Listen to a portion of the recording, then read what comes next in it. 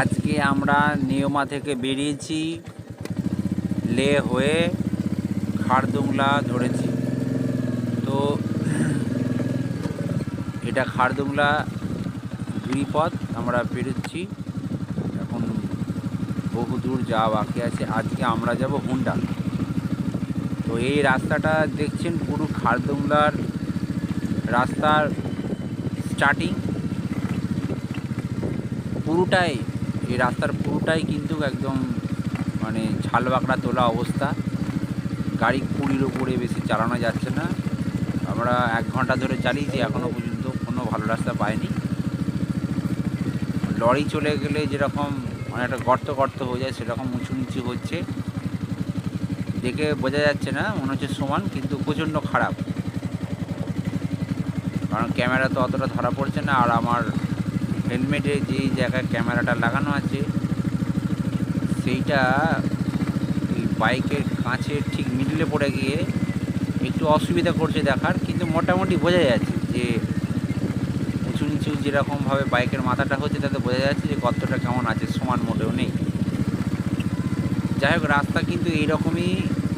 আর যদি মনে করেন যে এবছর নয় সামনের বছর যাব রাস্তা ভালো পাবো, তা কিন্তু হয় না। তার কারণ পাহাড়ি রাস্তা বিশেষত একদিক দিয়ে খারাপ হতে থাকে, একদিক দিয়ে সারাতে থাকে। সারা বছরই মোটামুটি কাজ চলতে থাকে। লাদাখ যারা ঘুরেছে তাদের অনেক অভিজ্ঞতা এরকম হয়েছে যে সব রাস্তা কোনো দিনই আপনি ভালো পাবেন না। এটা ভালো পাবেন তো অন্য গিরিপথের রাস্তা খারাপ পাবেন। মোটামুটি আপনি খারাপ ভালো মিশিয়ে পাবেন। আর এটাই মজার, এটাই ঘুরে একটা বেশি আনন্দ হয়।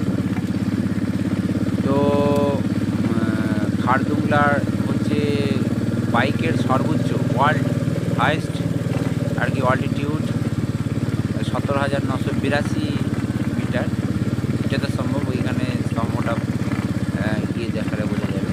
এই যে মালবাহী যে লরিগুলো যাচ্ছে না, এগুলো রাস্তা তৈরি করার জন্য মাল নিয়ে যাচ্ছে। এরাই আসলে রাস্তাটা 12টা বাজায়। তাছাড়া এখানে বিশেষত প্রচুর গাড়ি ঘোড়া চলে না। সাধারণত আমরা যারা এক্সপিডিশনে আসি লাদাখ ঘুরতে, এরা ছাড়া খুব একটা মানুষ এখানে বাড়িঘর তো দেখতেই পাচ্ছেন কেমন, কিছুই নাই।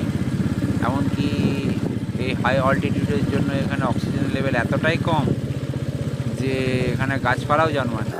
আপনি যতদূর আমি যাব দেখবেন, কোনো দেখুন ওই দূরে পাহাড় কোনোটাই কিন্তু কোনো গাছপালা বা সবুজের কোনো শ্যাওলা পর্যন্ত নেই। এইখানে রাস্তাটা খুবই ভালো, তাই একটু স্পিডে গাড়িটা চালিয়েছিলাম। এটা সমান, একই রকম দেখতে হলে এখানটা সমান আছে, আর কোনো খানাখন্দ ভর্তি আছে। এই এটা একটা ব্যাপার। আর যারা লাদাখে যাবেন তারা যায় খুশি নিক না নিক শীতের পোশাক ওখানেও পেয়ে যাবেন, সেই জন্য খুব অসুবিধা হয় না। মেনলি যেটা অসুবিধা হয় সেটা হচ্ছে অক্সিজেন। অক্সিজেন একটা সিলিন্ডার নিয়ে নেবেন, খুব ছোটো ছোটো 200 টাকা 250 টাকায় শ্রীনগরে পেয়ে যাবেন। মানালি থেকে এলে মানালিতেও পেয়ে যাবেন। আবার এখানে কিন্তু বাইক ভাড়া করে ঘোরারও ব্যাপার আছে। সেক্ষেত্রে দু একটা কথা বলে রাখি, এখানে বাইক ভাড়া করে ঘুরলে কিন্তু আপনি সব জায়গায় যেতে পারবেন না। নিজের বাইক নিয়ে গেলে সব জায়গাটায় ঘুরতে পারবেন, এখানে সব জায়গায় ঘুরতে দেবে না, একটা অসুবিধা। এইখানটা কিছুটা দেখুন পাকা রাস্তা আছে, কিছুটা আছে। তো আগেই বলে দিচ্ছি যে হুন্ডারের ছবি আমাদের কাছে বিশেষ করা হয়নি, কারণ আমরা জিপিএস ইয়ে করে যাচ্ছিলাম। এখানে আবার জাদা করে রাস্তা করে কিছু একই আগের মতো হয়ে গেল, আর জোরে গাড়ি চালানোর কোনো জায়গা নেই।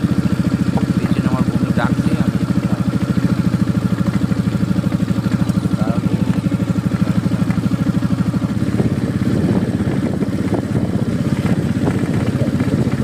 যাই হোক, যেটা বলছিলাম যে আপনারা যারা প্যাংগং দেখতে আসেন তারা একবার হলেও হুন্ডারে একলা থাকবেন।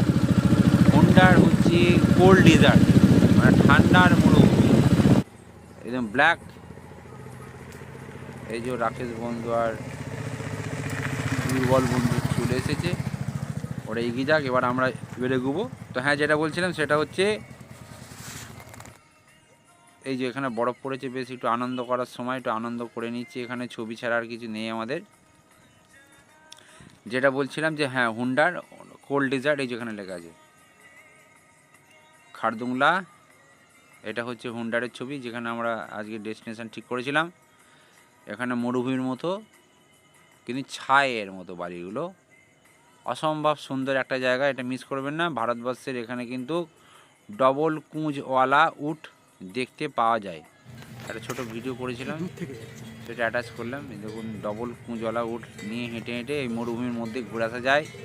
যাকে যেরকম পারে পয়সা নেয়, সব জায়গায় ট্যুরিজমে যেরকম হয় আর কি। কারণ শ্রীনগরের শিকারাতে এরকম বলেছিল 6,000 টাকা হয়েছিল, 1200 টাকা।